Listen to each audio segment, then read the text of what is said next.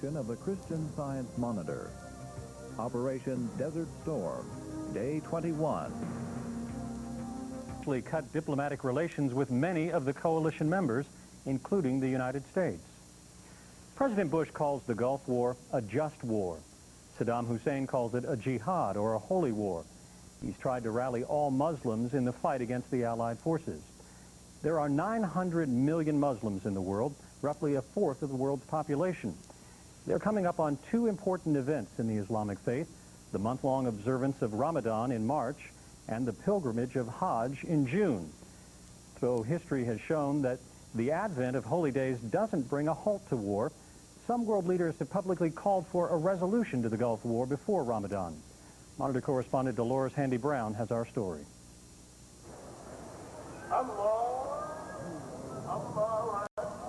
5 times each day, Muslims around the world face Mecca in prayer. It is a ritual of Islamic life, according to Muslims, one of the 5 pillars of Islam. Basically, they are the oneness of God, the performing worship prayer, and paying the alms tax, which is known as zakat, fasting during the month of Ramadan, and performing pilgrimage or Hajj once in a lifetime. While the first of those is a testament of faith, the other 4 are practices which form the core of Muslim life. It is those last 2, the 4th and 5th pillars, Ramadan and the Hajj, that are cause for concern now that war is being fought in the Persian Gulf. During Ramadan, the fast from sunrise to sunset is an arduous duty of Muslims, which they not only do not eat, but do not drink or smoke. And certainly in most Muslim countries, in the afternoons, very little activity of any sort takes place. Egypt is one of the nations which sent troops to join the Allied forces in the Gulf, a move that appears to grow more unpopular with the Allied shelling of Iraq, a fellow Arab and Islamic nation.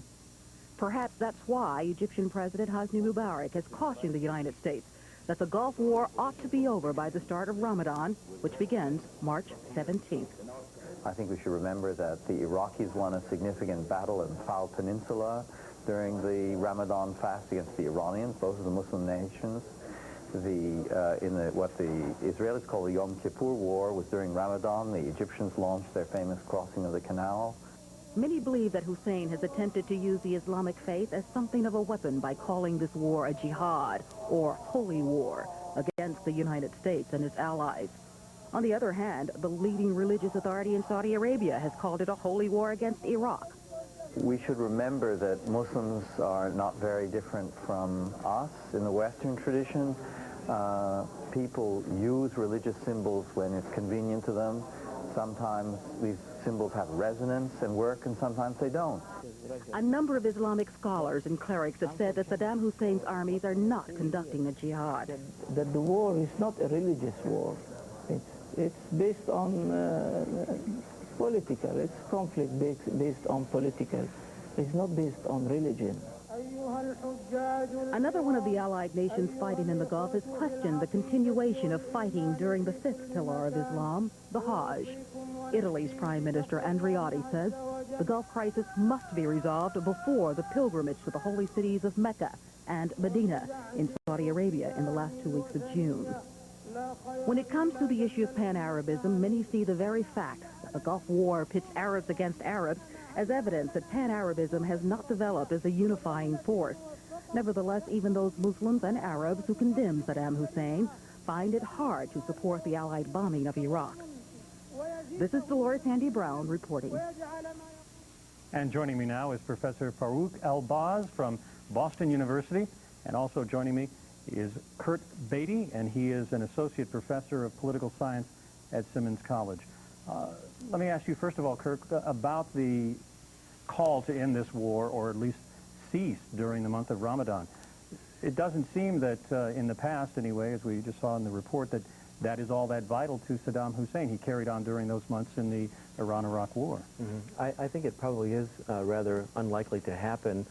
If we go back in history also, we can find even a precedent for fighting during the month of Ramadan. One of the most famous of Islamic battles, the Battle of Badr, occurred during the month of Ramadan. So I myself think that it would be unlikely that the fighting will be curtailed during that period. Do you think that the month of Ramadan will have much of an effect at all on the war? Actually, it might have a very positive effect, in my view, because of the fact that the warring factions are not Muslims against Christians. The ground troops that might begin that operation are foremost are Kuwaiti and Saudi and Egyptian and so on. So it is not really a matter of Christians fighting the Muslim Iraqis. So I think the fact that there are several Muslim groups that will be trying to liberate Kuwait will have a difference, because all of the soldiers of the Arab countries that are aligned in the coalition would tend to make certain that the war ends fast and with the least number of casualties. I'm wondering too, just about the impact on the holy war, and as Saddam Hussein calls it a holy war, if it really can be called that. Was this a failure on his part to generate a holy war? Well, I don't think that his original intention was to launch any kind of jihad or a holy war, but... Was that sort of a last-ditch attempt? Well, I think that he realized after he became embroiled in that situation that it was to his interest to try to play upon Islamic sentiments in a number of other countries, and to a considerable degree he succeeded in doing that. If we look at what's going on in a lot of the other Arab Islamic countries, we see that he is finding some resonance, or his call is finding some resonance there, and he's succeeding in stirring up Islamic fundamentalist groups in particular in those places. Although I think that the effect has been rather minimal, and let's not forget that the head of the Islamic Council in Saudi Arabia, the Sheikh Abdulaziz bin Baz, has announced that jihad is really a fight against the enemies of God, and by attacking Kuwait, Saddam Hussein made himself an enemy of God, and therefore the coalition forces that are fighting him are performing a jihad. And one could add as well that according to the Quran, of course, it's not acceptable to move on the offensive or to aggress against another member of the faith. So simply by having launched a war to begin with, I think Farouk would agree, against his brethren Muslims, he committed a grave error. Yep. Okay, well, I'm going to ask you two to stay with us. We're going to move ahead and discuss an issue when we come back, and then I'll have you help me analyze that. And that issue, an historic look at the U.S.-Arab relations.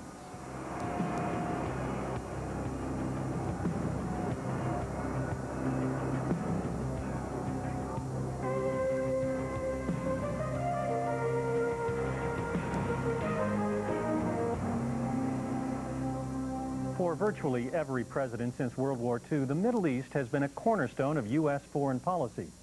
Some have managed to maintain a fragile peace and even strengthen it, while for other presidents, they've watched the region erupt into war. Well, now that the U.S. has taken the lead in still another Middle East war, many Americans find themselves asking how the U.S. ever got so intimately involved in the volatile region in the first place. In the 19th century, the European powers of France and Britain, along with Russia, had their eyes on the Middle East. A few Americans ventured into the region, but they were mainly interested in the expansion of missionary work and trade, not the expansion of an American empire. After World War I, the region was further divided by colonial interests, particularly the British and French. Meanwhile, the Americans, for the most part, remained indifferent. Then came World War II and the increasing importance of oil.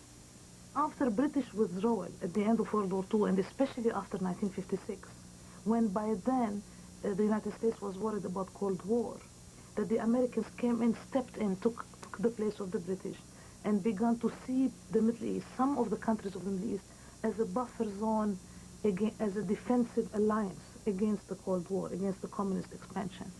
Although the United States was not involved at the end of World War II in the decolonization process, the United States has kind of picked up the baton that was passed by Europe and by England and France, who were the colonial powers, and then picked up by the United States, which is now seen as the power in the region, and then it inherited that role from England and France.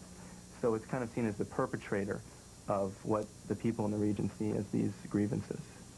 Political authorities in Israel In the post-war era, the biggest grievance by the Arab world has been defined by one issue: the U.S. support of Israel.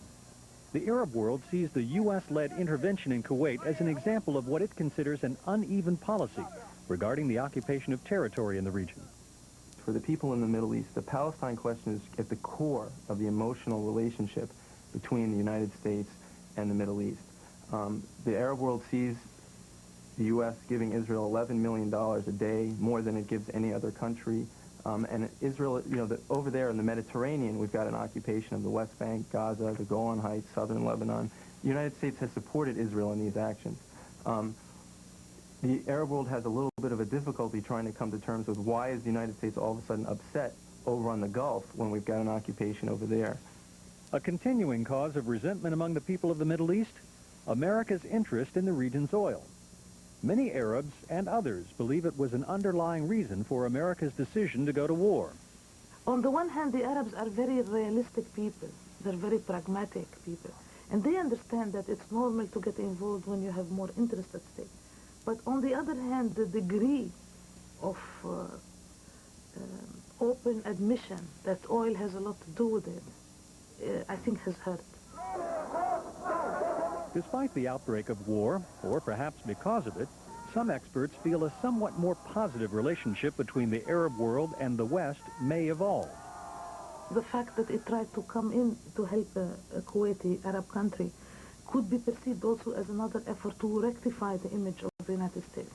But for the United States to convince enough Arabs that it will become an honest broker, it has to do more for the peace process in the Middle East. Joining us again is Professor Farouk El-Baz from Boston University and Kirk Beatty from Simmons College. Let me begin with this debate that we've heard prior to the war and now that the war is underway about the U.S. interests in the region and our relationship there, especially with the Arab countries. We have this coalition, many of them joining us now. What does the U.S. have to do to maintain that good relationship and not get into some more poor footing as we've had this bad track record in the Middle East? I think the relationship between the United States of America and the Arab world is rooted in history, because Morocco was among the first countries to recognize the United States of America way back then, and relations between the United States and Oman in the southern Arabian Peninsula have been rooted since over 100 years ago. And the relationship of today is really only an extension of the situation. The only problem is the fact that the Arabs feel that the United States has been supporting Israel a little too much. And the solution to the Palestinian problem must be an issue to consider. I guess this international peace conference that seems imminent will be key to... Yes. I think a lot of emphasis by the Bush administration has been placed upon the fact that they have gone into the conflict to try to help a people which has been oppressed because it's been invaded by a neighboring country, and it has placed almost all of its explanation along those lines. So people then make the comparison with the Palestinian issue and wonder why nothing has been done to alleviate the oppression that the Palestinians themselves have been suffering on the West Bank, Gaza Strip, or the Israeli-occupied territory. Let me ask you, though, about oil, because we certainly do have this vital interest there, and there has been criticism of the Bush administration for not having an energy policy. Just tonight in New York, he announced that sometime this month he would come out with a policy. Will that help, do you think, the relations in the region? I think a very good energy policy would help everybody. And the oil that we're talking about is really the oil that is needed for the whole Western world, not just the youth in the United States. So some better energy policy would help everyone. The relationship based on oil alone is no good. What do you think is the most positive role the U.S. could play in that region? I think that they, as far as the conflict is concerned at present, of course, try to need to keep the casualties down as low as they possibly can to begin with, because the higher the casualties are on either side, the more problems it's going to cause in a lot of other countries, and the more it's going to endanger American relations throughout the whole area. Beyond that, I think it is critical that they move at whatever moment they find possible onto a resolution of the other outstanding conflicts in the area, and begin indicating as soon as they possibly can that they are headed in that direction. But the role should be the role of the healer, the mediator. The United States of America knows that the real cause of the problem is Israeli intransigence as far as the West Bank is concerned. So a mediating role between the Arab states and Israel would be the best one. And that would certainly be a delicate step to take from laying down the gun to being, as you say, the healer in the region. Yeah. Gentlemen, thank you very much. Thank you. Up next, forging a new world order. What does it mean? And will it really happen?